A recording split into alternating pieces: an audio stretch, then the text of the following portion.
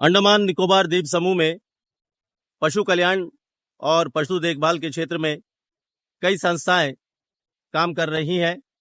वैसे तो अंडमान निकोबार प्रशासन का पशुपालन और पशु चिकित्सा विभाग खुद इस दिशा में और सरकार की ओर से जितनी भी योजनाएं चलाई जा रही हैं उसका क्रियान्वयन भी किया जा रहा है।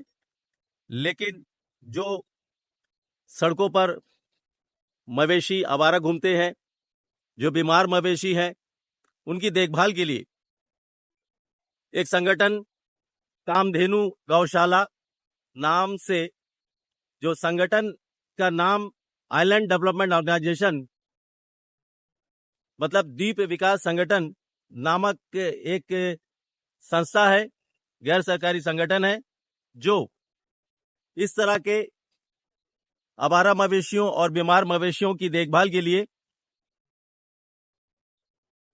फरारगंज के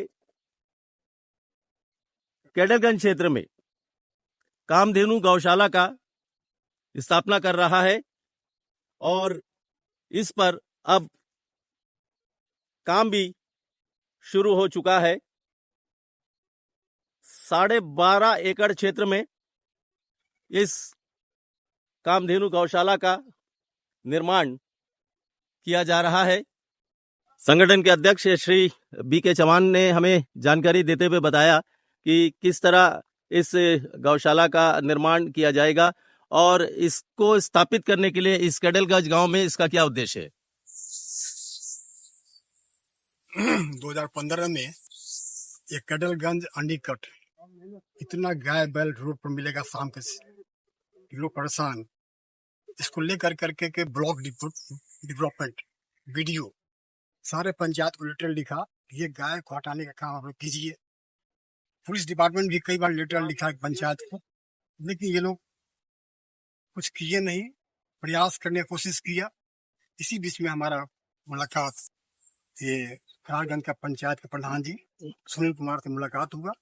हमने उनको प्रपोजल दिया कि आपको 1965 में ग्रेजिंग लैंड चारागाह अलॉटमेंट हुआ है, ये पड़ा हुआ है, जंगल की तरह हो गया है। अगर इस पर गौशाला का निर्माण किया जाए तो ये गाय बैल का भी देखभाल हो जाएगा, लोगों को शुद्ध दूध मिलेगा। ये गांव जो केमिकल खाद से परेशान है, केमिकल से मुक्त हो जाएगा, गांव के लोगों को रोजगार मिलेगा। तो अपना दिखलाया कि चौहान जी फिर से इसको कीजिए। फिर हम लोगों ने इसमें भाई एक प्रपोजल फिर दिया, फिर गांव सभा पास किए और एक MOU पर साइन हुआ, जिसमें साथ उसी समय म्यूनिसिपल से भी मेरा बात हुआ। म्यूनिसिपल सेक्रेटरी बुलाए और हम लोगों ने MOU साइन किया कि शहर में जितने भी आवारा बेसहारा बीमार जो गाय है और जो पशुपालक छोड़ देता है, ये सभी गाय को यहाँ से पकड़ने का काम होगा, जो गौशाला में हम लोग देंगे। उसके लिए फाइन का व्यवस्था किया गया। म्यूनिसिपल भी कहा हम भी अपनी तरफ से हेल्प करेंगे और यही इसको देख कर करके इनके साथ हमने काम शुरू किया और अभी हम 2-4 महीने से भी हम इस पर काम स्टार्ट किया है। इसमें अभी पूरा हिटेजी लगा करके टोटल हमको 5 हेक्टेयर जमीन इन्होंने गौशाला के लिए दिया है, जबकि बाकी जमीन टोटल 50 एकड़ है, जिसमें चारा लगेगा, उसमें और सब्जी का काम भी किया जाएगा। तो अभी ये 12.5 एकड़ में गौशाला बनेगा, जिसमें 400-500 गाय का कैपेसिटी है। अभी हम 200 गाय का कैपेसिटी का ये काम कर रहे हैं, जिसमें लोगों से हम डोनेशन ले रहे हैं, किसी से हम चदरा मांग रहे हैं, किसी से पाइप मांग रहे हैं। अभी कबाड़ी खाना से पाइप लेकर लिया और लेकर के अभी चदरा लग जाएगा, इस महीने के लास्ट तक में चदरा कंप्लीट हो जाएगा। और अभी हमने पुआल भी 5-6 गाड़ी पुआल मंगा लिया गाय के लिए। शहर में जितने भी सब्जी मंडी है सबसे बात हो गया। एक हमने अभी पिकअप वाहन भी ले लिया है, जिस पिकअप वाहन से सारा सब्जी मार्केट से इधर आएगा। और अभी 5 एकड़ में हम लोग सफाई करके बीजा मंगा लिया है, सारा लगेगा तो 3 महीने के बाद बीजा बड़ा बड़ा हो जाएगा। उसको काटते रहेंगे, होते रहेगा, काटते रहेंगे, होते रहेगा। इसीलिए इसमें वो गाय जो बेसहारा है, बीमार है, जिनका टैग लगा हुआ है, लेकिन पकड़ने का काम NGO का नहीं, मेरा नहीं है।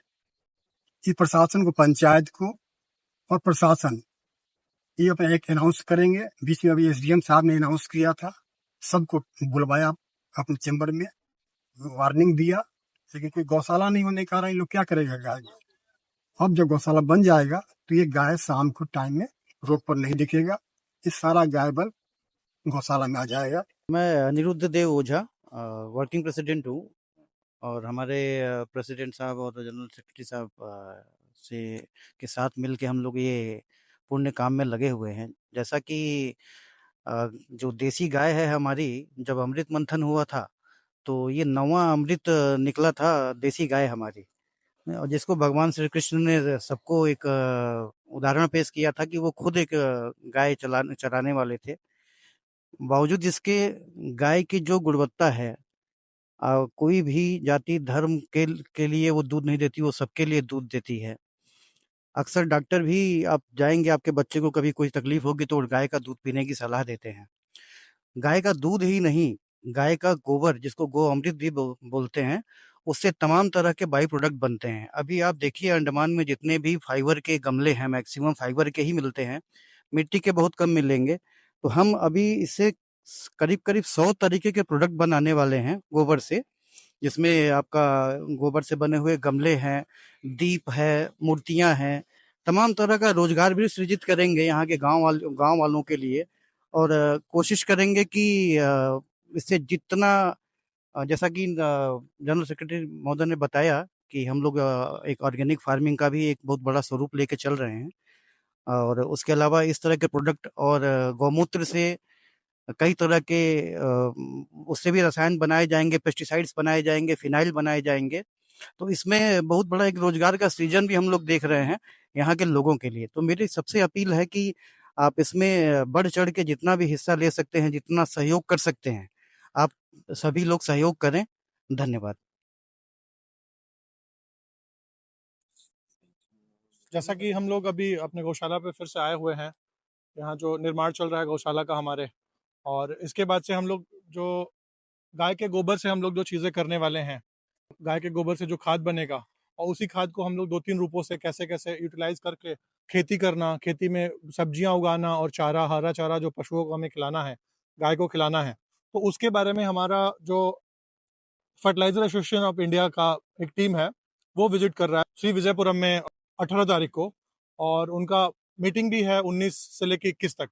तो हम उनके लगातार संपर्क में हैं कि वो आएंगे और आके यहाँ पे हमें कुछ और अच्छे सुझाव देंगे, जिसके बारे में हम लोग ऑलरेडी अपना प्लानिंग कर चुके हैं कि हमें अपने गोबर की खाद बनानी है, कंपोस्ट बनाना है, वर्मी कंपोस्ट बनाना है, और उसको कैसे हम लोग यहाँ की ज़मीन पे इस्तेमाल करें, किस मात्रा में उपयोग में लाएं, जिससे कि जो खेती हमारी हो रही है उसको हम लोग पूर्णतया ऑर्गेनिक बना के काम करें, और जिससे कि जो भी उत्पादन हो रहा है, या तो हम लोगों के लिए कुछ सब्जियां उगा रहे हैं, कुछ फल अपने आप उगेंगे, चाहे हम लोग लगाएंगे भी, और खेती के लिए जो हरा चारा होगा जो पशुओं को खिलाए जाएंगे वो भी ऑर्गेनिक होंगे, जिससे कि जो दूध मिलेगा, जो यहाँ के पंचायत के लोगों को दूध मिलेगा, चाहे हमारे शहर के लोगों को जो दूध मिलेगा, वो भी बिल्कुल ही ऑर्गेनिक होगा, जिसमें कोई भी पेस्टिसाइड वगैरह इस्तेमाल नहीं हुआ होगा चारा में, जिससे दूध की अच्छी न्यूट्रिशन रहेगी।